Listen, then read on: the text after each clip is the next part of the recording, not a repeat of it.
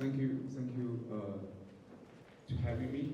Thanks Serena to invite me, and thanks all organizer William to host this great event. It's such an honor to be here. My name is Victor. I'm gonna share my personal understanding and our position in the AI area with everyone. The first, this is my cover letter from the cover picture of this presentation. It's actually I generated yesterday night from the ChatGPT, the new model, the ChatGPT 4.0. It's very easy to use. Okay, so my topic will be a brief dive into the large language models. My background is more on the technology side, so probably I will kind of give you a brief introduction about what is generative AI and what is large language models.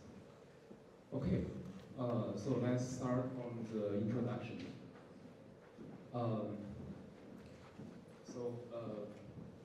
To me, I work in this area like 10 years, but recently I feel this area is really boomed. A lot of people know that because my mom tested me to see, okay, give me some newspaper to see, I'm worried about your job.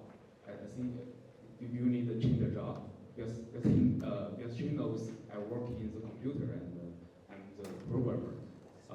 So she's worried about that. I think right now everybody to talk about the AI. And let's back to the first principle. Like before this AI boom, or we call the generative AI, and when the people talk about AI, and what does it talk about? So most of people talk about AI before the 2019, and most people talk about machine learning or deep learning, and those is from it's very simple. It's from the data and to predict, and even further, and they are using the hard code. What means we call the hard code? That means it's very strict rules and not that flexible. Okay, but from the 2019, it's changed a lot. It's because of the generative AI. So from the generative AI, and that means we from the data is not just predict, but we generate information. For this case, it's most generated the text, or we call the natural language processing, and so I really want to talk about the large language models. That means LLM, and this is kind of the makes this generative AI happen. Okay, so when we talk about the generative AI, and right now we can talk about the current state of the AI capabilities. So when you see this picture, this is showing is a lot of benchmark and to compare the human capability and model capability. So we can see the from 20 like the image is kind of small, but in the 2015 the model, so from the technology perspective, the model is the first time has the human understanding. That is from the image classification, and that's the reason why in the first phase of the AI development is a lot of applications is focusing on the CV. This means the computer vision or image recognition. That's because of the first benchmark we pass is in the image classification. But in the 2020 is we can get is visual reasoning. That is very important. Before when we get the when we have the I think most people using the database, and and when we use the database, we most using to retrieve the data, from we ask, and so the machine is not understand what we are talking about. They just look up in the database and find out the best result. And even before, they can only retrieve the structured data. Okay, so then we call the retrieval part. But in the 2020, that is the first reasoning benchmark we passed. Okay, and then to the 2023, and we can see still, because of the large language models development, we passed a lot of benchmark. But still, we still have a few tasks we cannot achievement from the model. That means like the visual common sense reasoning. This is very easy to people, for human, but that task is very difficult for our model. And also for the probably most audience is a high school, and you're working on the maths, right? You're doing the computation. Right now, the model is not adapted for that computation level maths. Okay, but still, the large language model is can be developed. Is a lot of the very exciting, outstanding from the past year. So I just want to highlight in the past 1 year, in 2023, what are those work to publish. So the first we can, the first one is in the 2023 in the March, a company called Anthropic. They launched a model called the Cloud, and that is a kind of the kickoff the 2023, and just like the same day, OpenAI launched ChatGPT-4, and that GPT-4 is also a language model, and is kind of set up a benchmark of the whole LLM. And then the stable AI, they release a model called the Stable Diffusion 2, and that is more the from the text to the image, the model, and then the meta, the method did a lot of excellent work, and also the most of their model is open source. So the meta, the first when they release is working on the image. And then they work on, and then they release that very famous open source model called Llama 2. The Llama 2's model is very close to the GPT-3, 3.5, if you see it clearly. But it's not like the GPT-4 level, but it's still, as an open source model, is very impressive. But it's just like one month later, the OpenAI released the 4.0. That is the DALL-E 3. If you work on the image area, the before we talk about in the image area, it's more like we talk GAN again network and all the stable work. But the OpenAI release this DALL-E 2, this using the large language model, and also they are using the transformer to change the whole image generation, and that is set up another bar in this area. And then you can see the inflection AI, and also another company is very interesting. It's called the Mistral. The Mistral is a French company, and I think there's only one in Europe. Is release the top tier level, or we call the state of arts, the large language model in the whole world. They call the Mistral 7B. That means 7 billion parameter. And then you can see there's a company called Baidu in China. also is very impressive work. And at the end of the 2023, and OpenAI, they finally released the GPT-4 Turbo. And before they released that, everybody think, okay, OpenAI probably the GPT-4 is their the most impressive model, but actually it's not.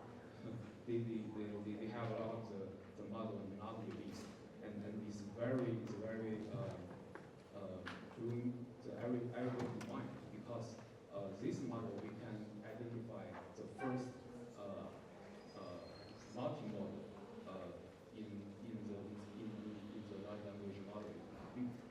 Before, when we talk about the model, the one talk about the model is in the text, other one talk about the CV or the image, but this one is combined together.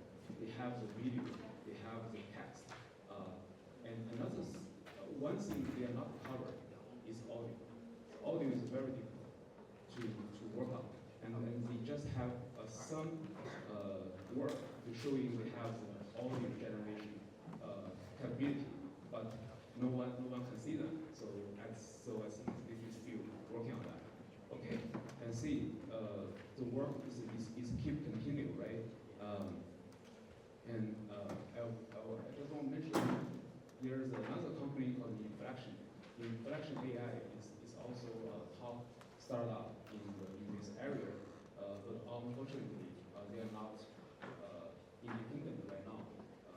So Microsoft has already brought the whole team from the Inflection AI, and then the Google. Okay, so Google and last year December, they finally launched their large language model called Gemini.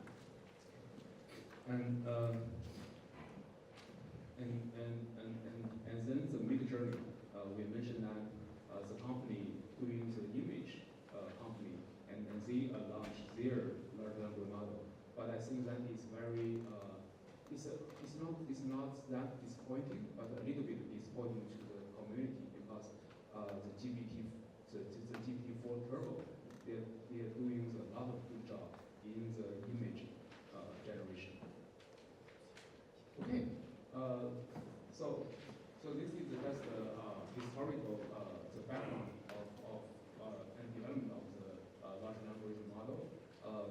You can see it's from the 1950. I don't know, it's like 70 years ago. And we can see from the 50 to 1990.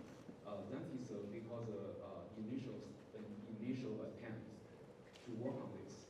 That's the people who work on the try to understand the language. There's a lot of people in this area, even they are not computer science researchers.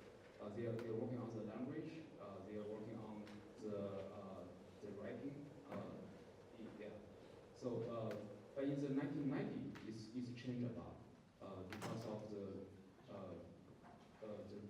during that time there is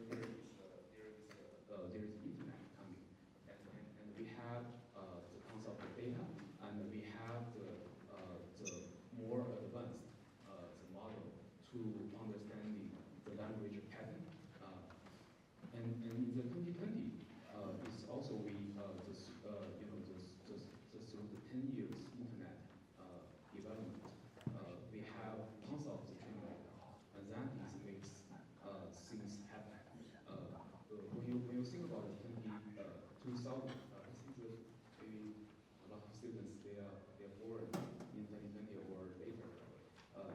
In the 2000, there is a very important company launch. It's called Google, because they are using the first generation machine learning technology to run the business. That is, if we read back to think about during that time, the Google is using the next generation technology. Why they can search so fast and to give you the best answer is because of the machine learning technology, or we call the natural language processing, NLP. And in the 2012, actually that is the 2012 there is a work called the AlexNet. AlexNet, that is work more on the CV part, and that is kind of kick off this deep learning phase. But during that time, the language processing is not that good as the image processing. And the things happen, or we call the important, very important timeline is in the 2018. That is Google to introduce BERT. So right now we in the industry, the people give a lot of credit to OpenAI. But I would say it's Google to build up a lot of foundation technologies. If we can see, even OpenAI right now using this large language model, and that is based on the papers from the Google that is published on 2017.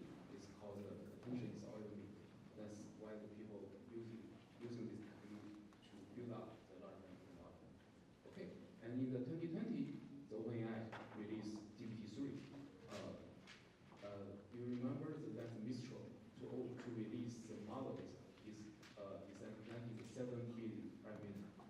But you can see why I mentioned that is more on the open source for academic model is because of the ChatGPT-3. They have 175 billion parameter, and that is not a same level.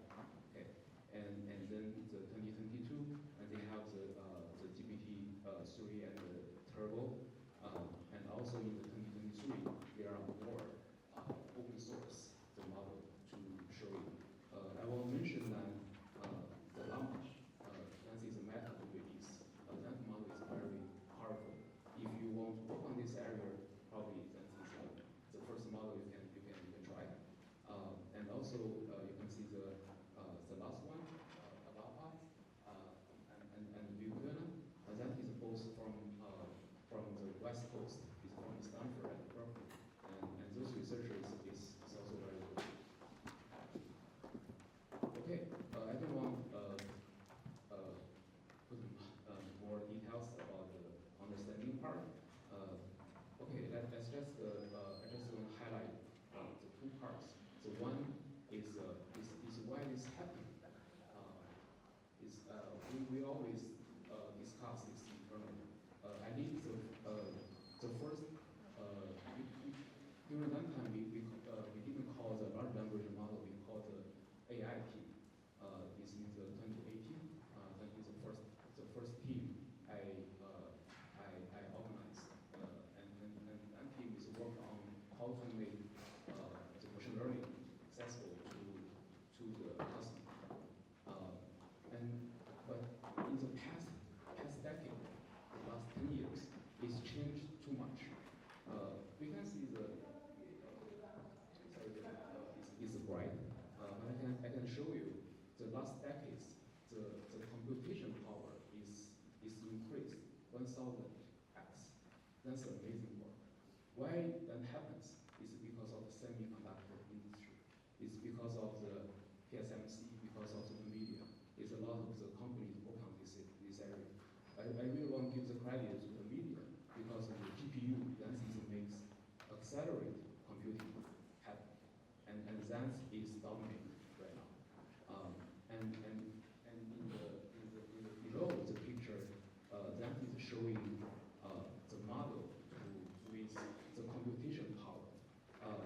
And the unit is called the petaflops. You don't need to worry about what is the unit mean. But you can see in the first, when I mentioned the AlexNet, that is published in the 2012. Yeah, in the 2012. And AlexNet using the 470 petaflops. Okay. And in the 2017, the original transformer that is a Google to release. That is using like 7,400 petaflops. But if you see in the Gemini and also in the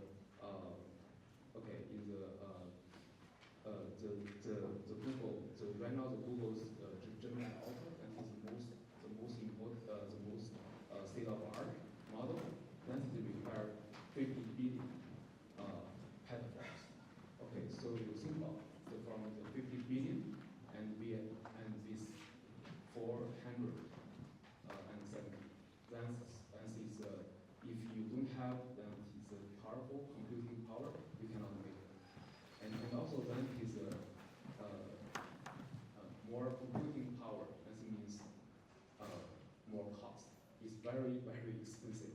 Okay. I show you the training cost.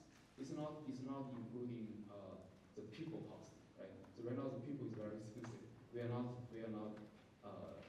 it's human or labor cost. We just think about the training cost. Okay. So if you see in the first generation, the BERT, the large language model, in in 2019, it's cost around 900. Okay, 900. Recently, it's not that expensive. And if you go to the what they call the GPT-4 in 2023, what they cost is cost 78 million. Okay, it's moved from around 1,000 to the millions, and it's not like 1 million, it's 78 million. And what about the Google Gemini? And they cost the 101 million to train this model. Is a lot of, it's very expensive to training the model. So because this is very expensive, that means a lot of opportunity here. Because the people need very, very smart and work very hard to doing this. Before when we training a model, it's usually takes like several hours or even 1 or 2 days. And if it's fail, it's okay. It's just like $1,000 something, right? But right now, it's costing millions. So if you fail, maybe you need to find another job. So it's very challenging. It's very competitive in this area. Okay. So at the end, I will highlight some other highlight in this area. The first is enterprise-wide AI. Right now the AI is really, I can see, I work on this industry in a while, but I can tell right now the digital transformation is really happening because of the understanding and also because of the capability of the current AI, and also the science and the medicine. Dr. Hu mentioned that in the drug delivery, right? It's a lot of exciting work. But recently, is very is paying attention is for the weather forecasting. There's a model called the Graph Test. It's working on the weather forecasting, and recently the media released another model. It's called the Earth 2.0, and the estimate the tons of the data, and also the very complex environment and in the computer, and we generate we call the Earth twinning, right? This is very impressive, and also for the economy. And right now the integration of AI into the economy is raising a lot of questions. So someone think that it will be how the country and the company, organization to grow their business, and then also a lot of people to worry about the job, right? So the job maybe that will be related to a lot of the layoff, and that is also important work, important things to think about. And the last one is usability. Sorry, the AI. That means when we when we using the machine learning at the first beginning, the most we are using in the advertising industry, even the internet company, most internet company, Google, Meta, you name it, the most company, how they earn the money is because of the advertising. They disrupt this whole industry and they get a lot of money.